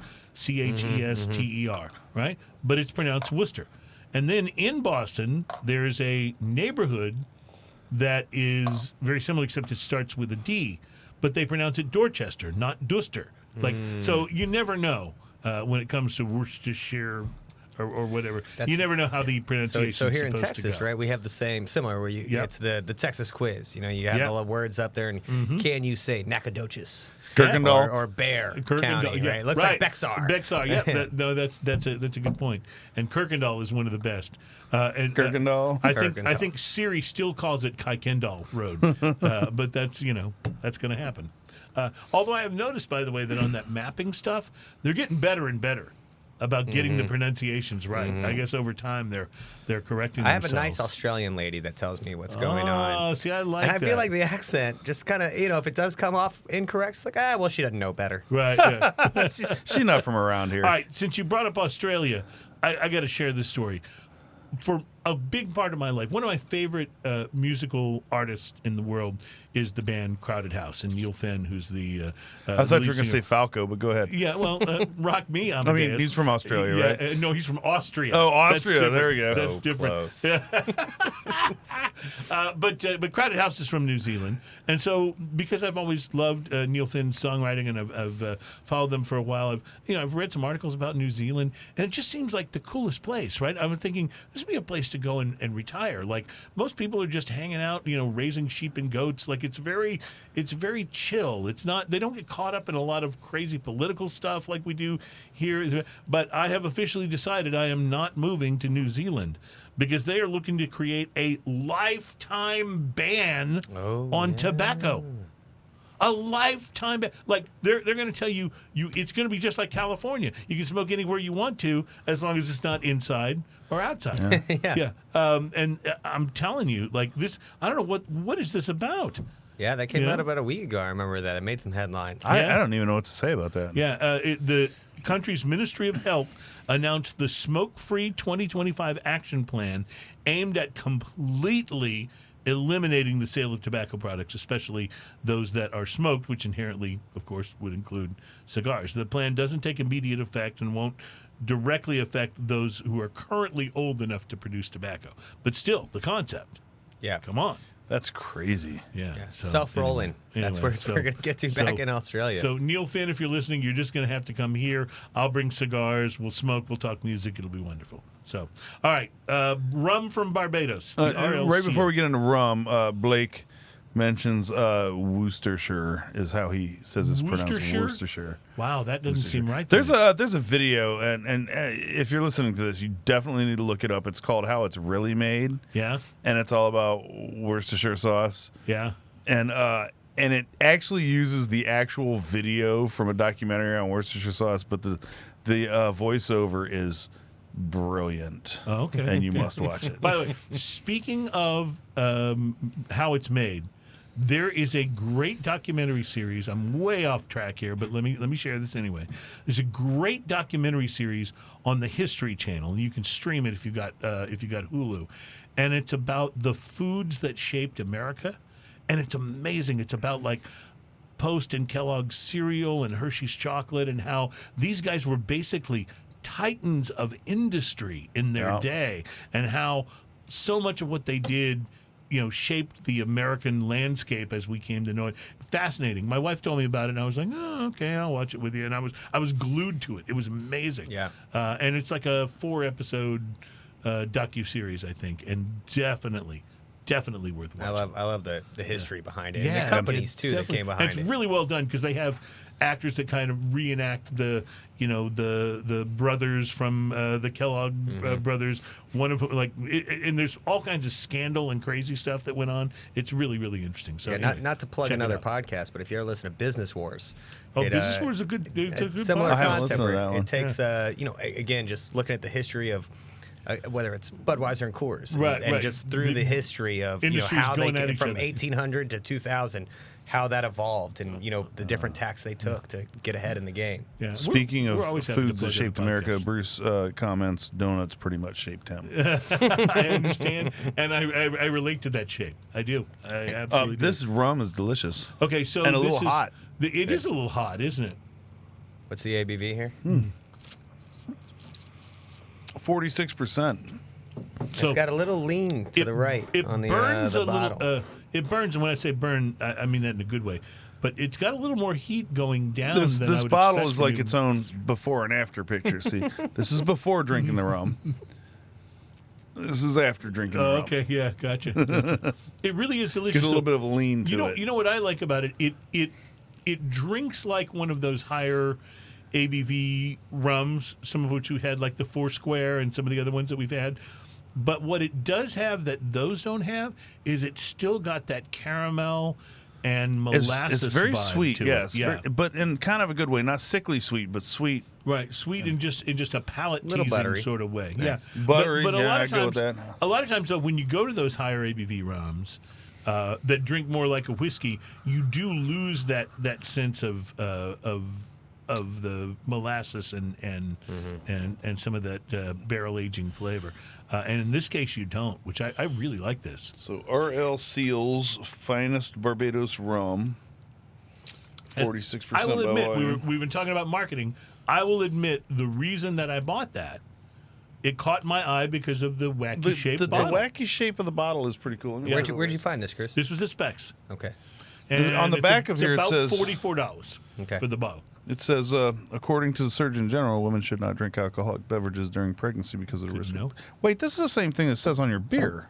Always. 100%. You guys are stealing labels. Yeah, That's right. That's right. Who came up? Who It's came the up with best that? line, you know. Who came up Everybody with uses that it. first? Yeah. Who came up with that first?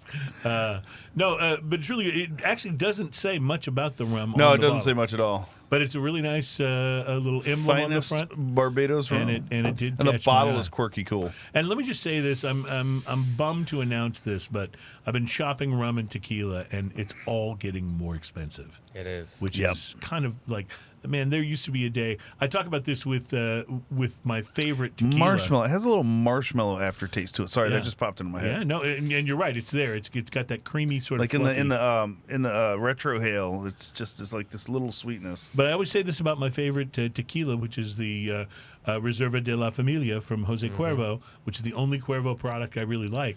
But it is fantastic. It's my absolute favorite. And every time I buy a bottle, it's $10 It's more than it $10 was more, the yeah. last Yeah. time. Mezcal, too. Oh, You just yeah. gotta It, buy, started- like, it came all- on to the prime. We're Oh, like, yeah. we're going to Yeah. be You- more expensive right. than tequila. Yeah, but you could. But in the early days, you could get a decent bottle of mezcal for like $18. You Yeah. know, and it's not like that anymore. So we are definitely seeing. What about beer? We're hearing about supply chain shortages and things like that are going to drive the cost of beer a little higher. 100%. Do you think that's happening? Yeah, and we've talked about it internally as well.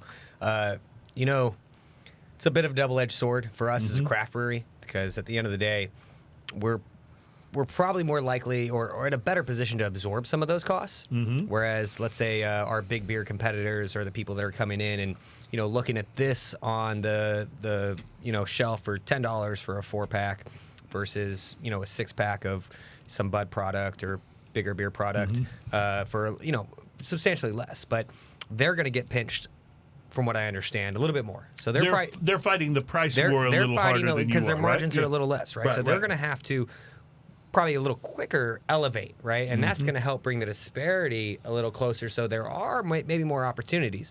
Maybe I'm Well, just see, doing hopeful thinking here. The macro companies also really worry about their perceived Value position, yeah. value, Yeah. and that's so they can't put their beers too low, or people think it's cheap beer. That's a huge thing for them. So, but they can't put it at $10 per 4 or 6-pack Right, 'cause either, who's- because then then, you're they gonna just pay- won't buy it. Yeah, who's Right, going to you're pay gonna that for a change- I mean, you're Budweiser? gonna start drink a shopping better around beer. a little bit It's more. funny that's a funny spot that craft brew has put the macro brew in, and they can't right. get out of it. So we're not too upset about that, but that being said, there's going to be price pressures all the way around. Yeah. So while we are able to absorb maybe a little bit better than macros, maybe that'll help push the disparity down. Nonetheless, we've had internal discussions about how it's affecting us as well, and how that might translate into the tap room or the shelf. I don't know. In my mind, like I just expect to spend $10 or $11 for a 6-pack of a good beer, and I expect to spend 14 to 16 for some kind of like 4-pack of something ridiculous. You know, like that's kind of where my brain is when I go shopping for beer. Michael Duckworth is our guest from True Anomaly Brewing. Michael, Awesome. You guys obviously are, very, very close to where I live, actually. Which if which you're is over awesome. Phoenicia, Yeah, which is awesome.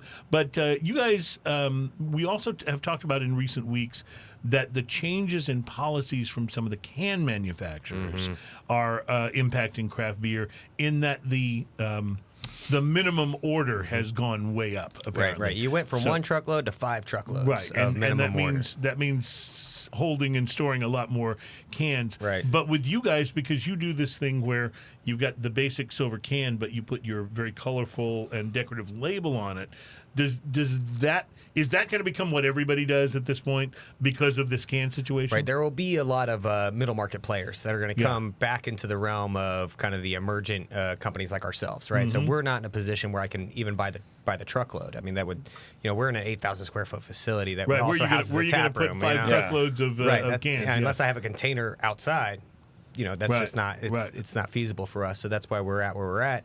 But let's say for the Eurekas of the world, the brewery Eureka, for those that are unfamiliar. They have the opportunity to do printed cans that come by the truckload and have ability to store those. Where that now can they store 5 truckloads of, let's say, how many core brands do you have? Right, you store 5 truckloads of all your core brands, of 6 different, 8 different brands. Tough. Probably not. So they're going to end up, I think, getting over to our level, or having to reintroduce some different methodologies into their production process. I kind of foresee a couple things happening. First off, breweries in general are so supportive of each other that I kind of see, and you can tell me if I'm completely wrong, I kind of see people splitting those maybe working big together, orders. Yeah. And then on top of that, the printed label like this doesn't turn me off at all. Like, there's nothing about, especially not when a it's as stick-on nice label as like these this labels that are. bothers me. Thank you. And I understand, like, even from the brewery perspective, that allows you to just, it's got to cost a lot less to print up some labels. 100%. Obviously, the overall cost is well less. The cost per can is higher, right? Yeah. So the margin per can is getting eaten. You start playing with the right. But at the end of the day, again, we have the restrictions we have, right? Yeah. So we've talked about it even during the pandemic when there were some of the can shortages at that time. You remember that the guys at No Label got some cans from Eighth Wonder and just put their label over the and they were printed cans that they just put label over. That was pretty funny. It totally worked. I think that's one of the best things about.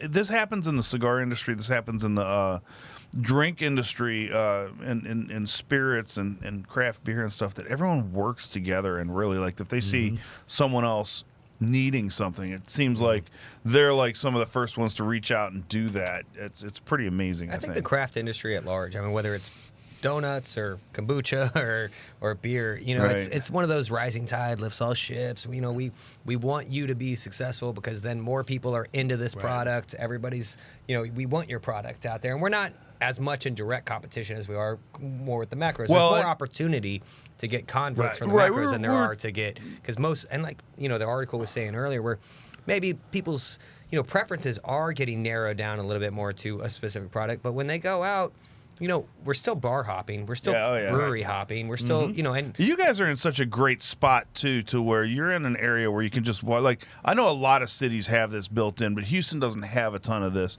But you're in a great area where you can just find a spot to park and pay way too much for it.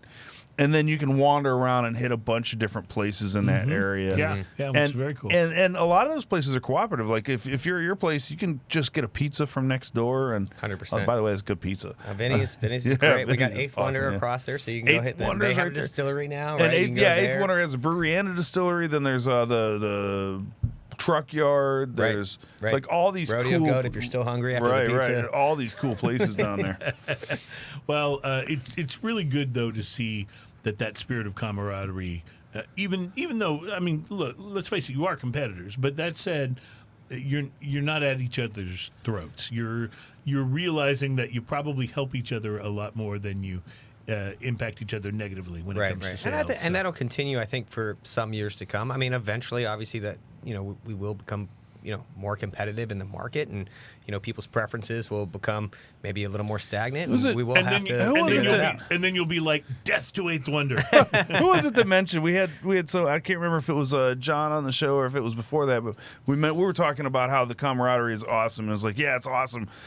Right up until shelf space. Right. Then there's a little bit of a... Yeah, sure. Right. Of course, that's where sense. it all actually concentrates. Well, that's where you guys, I feel like, have done a great job, because you are really starting to show up shelf space wise. So yeah, and we've heard that from the retail side as well. I think the marketing, the can design has done a good job for them on the backside as well. We're like, hey, we put 4 or 5 of these brands together, and it does draw people to the beer aisle, and if they pick us or not, and I'll tell you though, I mean, and it's not because you guys are like a discount beer. I mean, you're a premium price beer, and that's fine because it's worth it. But that has to be, I mean, getting people's attention on the shelf and making them go, I could try this. Let me have a 4-pack. That's a big moment, It's a big moment. It is. All right, we're going to take a break. We'll be back. Michael, thank you so much for coming in even after the delay. And the good news that I have for you, or bad news, depending on how you choose to view it, is that you made it in time for Drinking News, because that's next. Coming up. That's my favorite. We'll be right back, kids. I'll be right back.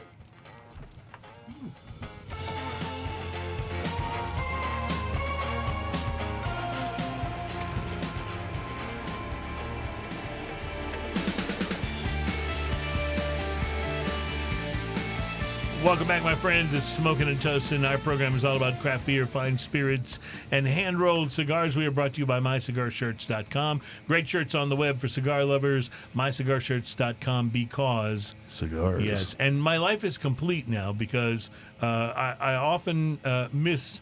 There are times, occasionally, when wherever I am, I can't actually hear a leaf blower. But I can hear one now, and so life is full and complete. Now I know why you live so high up in the building. Do you think that keeps me from hearing the leaf blowers? It does not. It does not. I can hear them from the 32nd floor. I'm not kidding you. It's ridiculous. And in fact, there are some sounds that are actually louder. There's a lot of these a-holes with these pickup trucks with completely illegal muffler systems. They like to go down and race around the park at night. Fine. But it's just like, come on, really? You don't have anything better to do than to listen to the sound of your stupid-ass truck, echoing between the hotels down here? It's a little ridiculous. But I digress. It's time to move on to something more positive, and that positive thing would have to be Drinking News. Drinking news, drinking news. Now it's time for drinking news. Drinking news, drinking news. Now it's time for drinking news.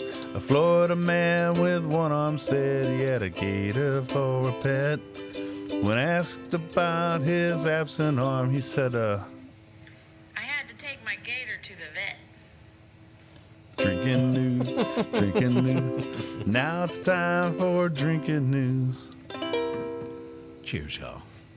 Well, welcome to Drinking News. It's our segment on the program which has become inexplicably popular. I don't know why or how, but it seems to have done exactly that. This is the part of the show where we bring you a story that we believe to be true from at least some sort of semi-reputable news source. And it may occasionally be a story that is about drinking, but it is always a story that's best listened to if you've been drinking, and we certainly have, between the rum and the beer here. This Petite Saison. I may have to have more of that in a little. Do you have a little more of that? But absolutely. But on to the drinking news, drinking my friends. News. A Florida woman. Drinking news, drinking news. Now it's time for drinking news. Don't you love when it starts with that? Those are always the best. You know it's going to be good. A Florida woman has been charged with misdemeanor criminal mischief after an incident at a restaurant in Seminole called Irish 31. Investigators say that 37-year-old Catherine Trammell and an unidentified partner caused $500 worth of damage to Irish 31's bathroom.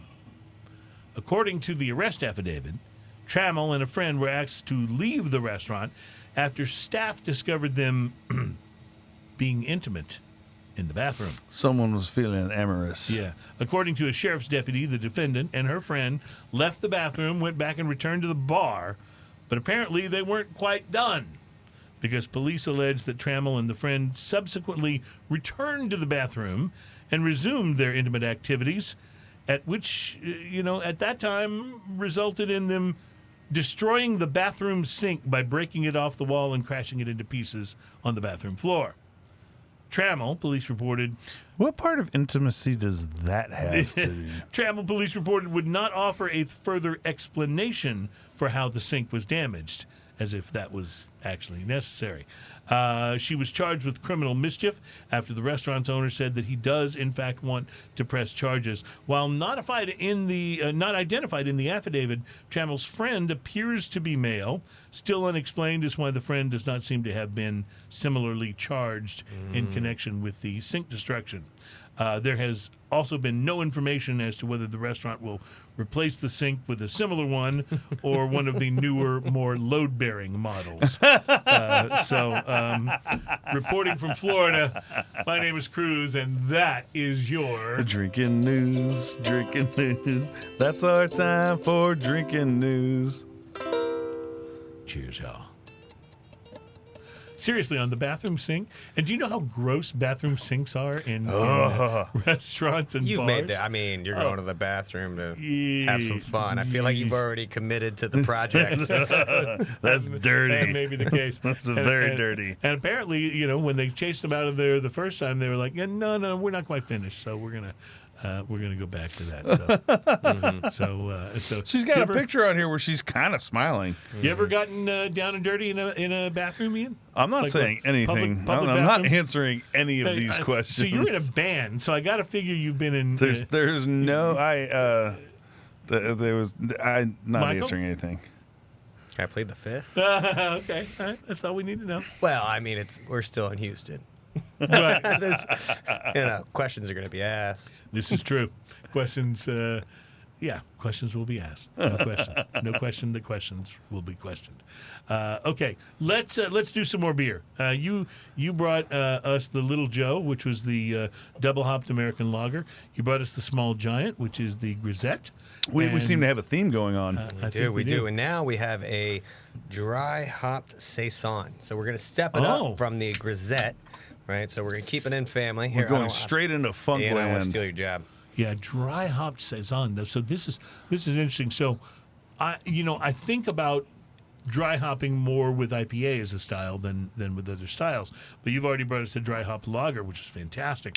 How should we expect it to impact this style of beer? So it's going to give it a little brightness. Okay. Right. So again, the saison, as we discovered in the lighter version there, Small Giant, it has a nice little farm funk kind of character to it, peppery spice at the end, nice long finish. The dry hop in this, which we dry hop with Amarillo, is going to, and Mosaic, it's going to give it, the Amarillo is going to give it that nice kind of orange citrus character, more on the front end. You can and on smell the the orange citrusy thing going on right now. So It passes are Amarillo hops from the Amarillo, Texas area? It doesn't seem like that would be a very friendly hop growing environment to me. No, Yeah. sir. Yeah. So did we have any idea how they became named Amarillo? Amarillo. I don't know. Yeah, I believe it's from Amarillo, the orange or yellow. Oh, gotcha. Yep. That makes sense. Might have been a word before the town. Yeah, there's nothing that grows up. I think we have Cascade grows pretty well in Texas. Yeah. Maybe Columbus. Texas is not a big hop producing area. Unfortunately, no. But I mean, that's what makes beer worldwide, right? I mean, we just like wine or anything else. We're, No, we're bringing good in all at the corn and elements. cotton. Corn, yeah, cotton. That's king. Corn and cotton. So yeah, you should get a nice orange burst on the aroma there, and then that's going to lend into again more of those traditional saison characters. It's going to be pumped up, right? This is a about 6.8, I think, 6.9% ABV. So a little Saisons under usually 7. aren't quite that big, are they? Again, usually the traditional so I like to say the Americanization of beer Right. usually ups everything a percent or maybe 1.5% too. So the traditional grisette that we were having earlier, that Petite Saison, is the miners beer we're talking about. That in Belgium and France during the Industrial Revolution was more 2.5 to 3.5%. Ours is 4.5%. This one's almost 7%. This would have been in the more 5 to 6% in the traditional Saison. style. This yeah. one goes to 11. This one, yeah. We like to, that's how we are. We like to bring it to 11 on everything. We're like, if 3 is good, 4 Right, is more right, gooder. Right. So What's the story with the eagle on here? So the contact light were the first words spoken on the moon, right? The actual first word. So the eagle has landed. Is Oh, I don't is know what- why I didn't put that together. Is traditionally what people believe the words were on the moon. So we had a little play here where we put the graphic where the eagle is landing on the moon. Right. I've used that phrase before, but it didn't mean landing on the moon. Yeah, probably not. Walk us through the other titles here, because you guys always have space and NASA themes. Right. Yeah. So Small Giant is a quote from. It's a bastardized quote from Neil Armstrong. Okay. Somebody asked him, did you feel like a giant when you were, in space? You just landed on the moon. He said, no, I didn't feel like a giant at all. I felt very, very small. I put my thumb up and could Right. blot out the entire Earth. That's where the pale blue dot type Wow. thing comes from. And then this other one, Little Joe 2, was the first of the testing rockets that we used in the Mercury program to, Okay. Yep. launch vehicles that eventually, turned into Redstone, which is another. All of our loggers are named after the launch vehicles. All of our sours are named after, women in space and pioneers in space. So we try to keep a little theme on, but quite honestly, if you there's don't a know, madness then to their method. there is, yeah. We try to keep away from the punny names. We try to keep away from the kind of tongue-in-cheek or one-off things. There's We a try to lot bring of You it- got to There's a leave that lot to of that. Eureka Heights. We Yeah, got to leave it to the there's rest a of them. lot of that. Everybody else wants to join in on A lot that. of that out there. So yeah, no, I know. I like what you and again, you guys have come up with a way to design these cans so that they all are different but have similarities to your other variations and stuff, and it really helps with that shelf stuff we were talking about, because you're noticeable. Right. It stands out. I appreciate it, yeah. St. Arnold does that well too. All of their stuff has got a very similar look to it, with the exception of like one or two different. Well, you always have different the off-brand Saint things. on the front. Yeah. There's a few companies that are really good and consistent like that. Right. And honestly, I think that's for unsolicited advice. I think that's something that everybody should take a cue from as we get more crowded in the market, as more breweries, distilleries, winery, everything So, are opening up. yeah. It's harder to differentiate, and having some thematics and having a through line in your branding, I think, really helps. So there's over 9,000 craft breweries or breweries in the United States of America. Yeah, that's correct. 9,000.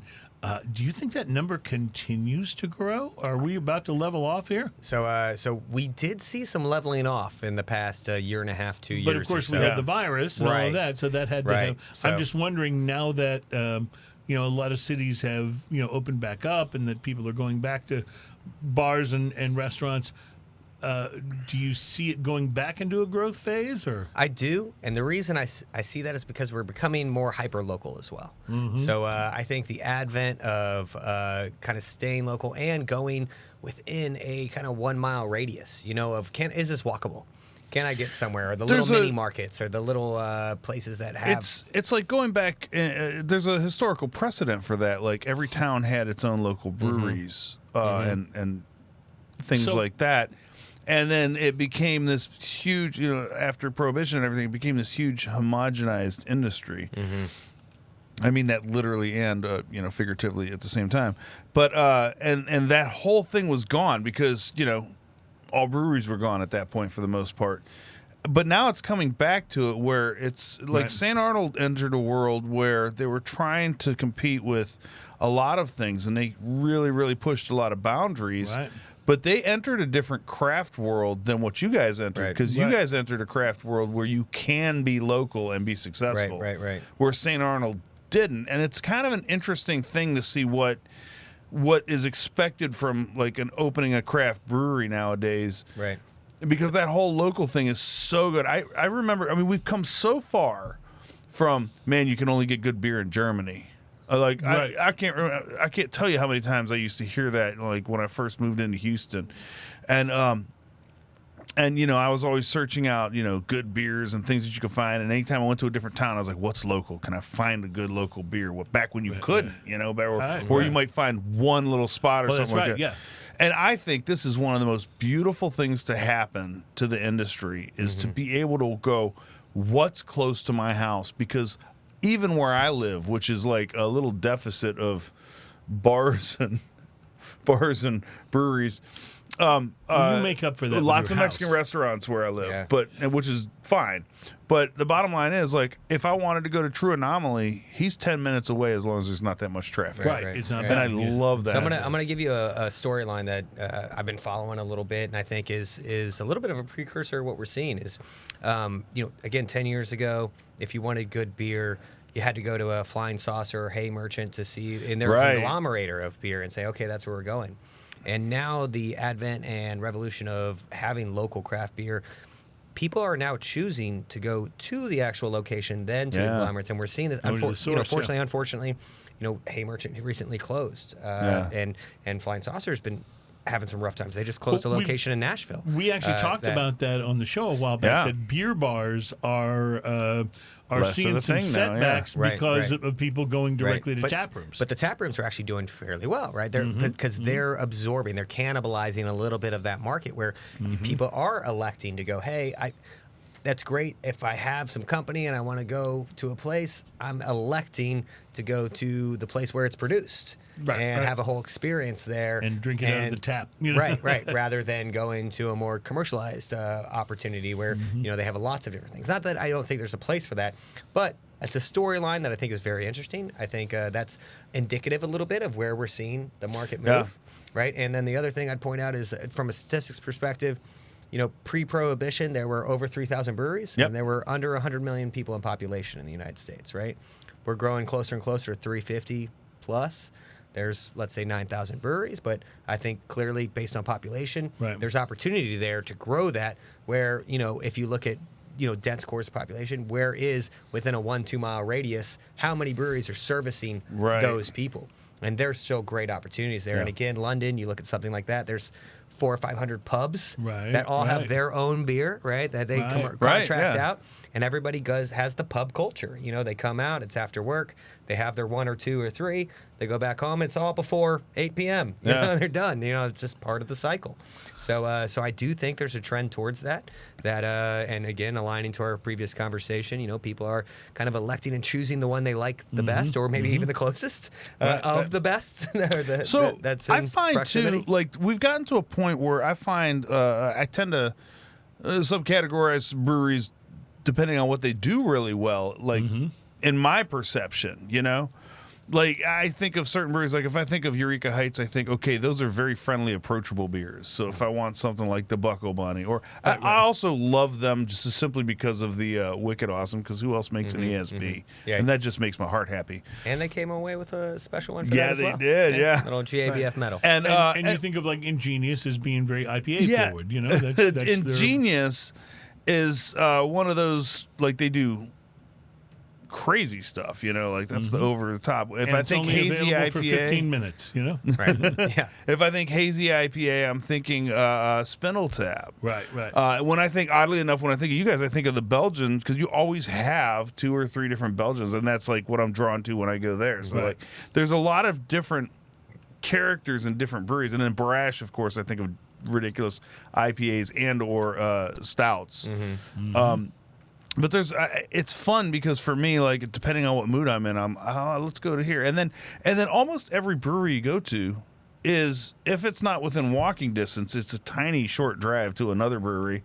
So if you want to just go hop a little bit, Right. because I'll go if I'm going to go brewery hop, I'll go to the furthest one from my house and then start making my way home. Yeah, make your way back, sure. Right. That's right. And same thing That when we makes sense, travel, yeah. right? Like you're going to go to Bell's, you're going to say, "Where's the Two Hearted?" That's going to be the first one you have. But then you're going to say, "What else you got?" Right? And just as brew locations go, people do have more of a footprint of, hey, what are we about? If I want this style, this is what I'm into. You do it like the Alchemist and Heady Topper, right? Yeah. I mean, they're kind of a what? Right. That's it. I mean, if you have asked you Holy what else do Grail they beers. have, they'd be like, I don't know. Yeah, they've got other stuff, but that's what we know of, right? Right.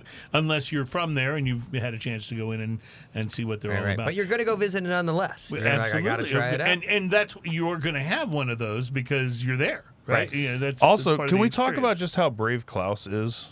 Oh yeah, They have no IPA. Yeah. I find that amazing. Right. yeah. And I'm okay with it too. Like I don't hate IPAs, but just finding a brewery that doesn't have IPAs, I think, is Well, unbelievable. They've kind of found their niche, I think. Yeah.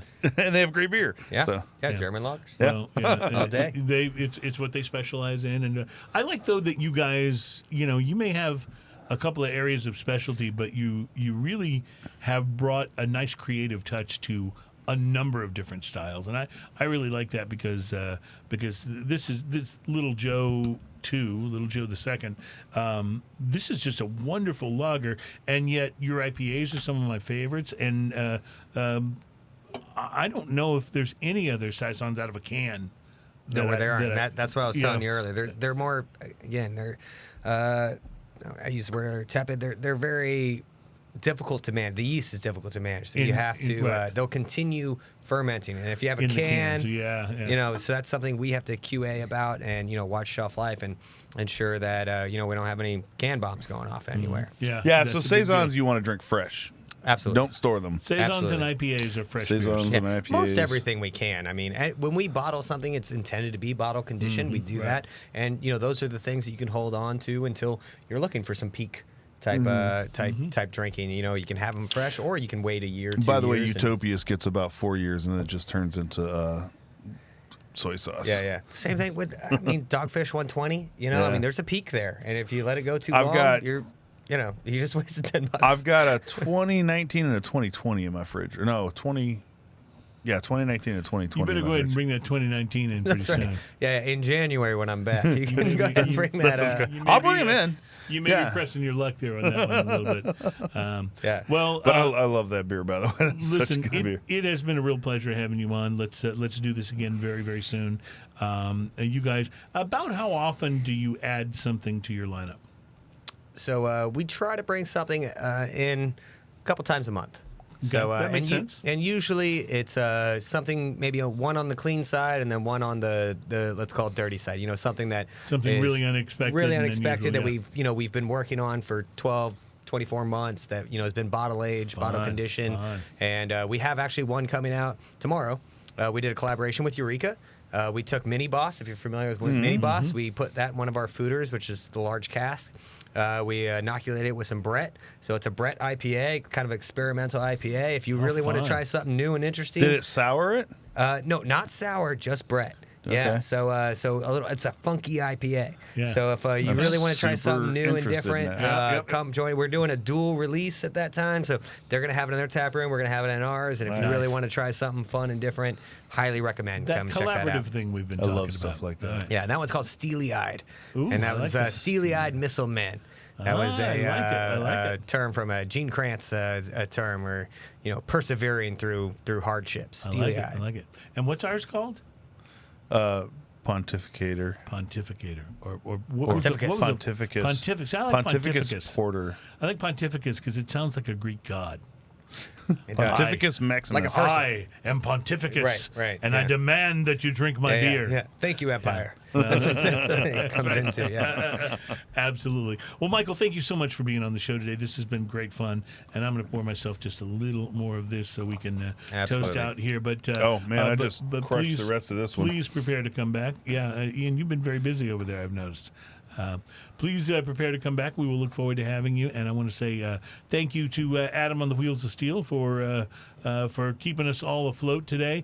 And we are one more show before the end of the month, and that is our pipe show, which will be next Pipe week. show. So we'll be looking forward to that. And want to say thank you in advance to the guys from the Briar Shop who are opening up and letting us come do our pipe show there. It's going to be a lot of fun. So happy holidays to you and everyone from True Anomaly.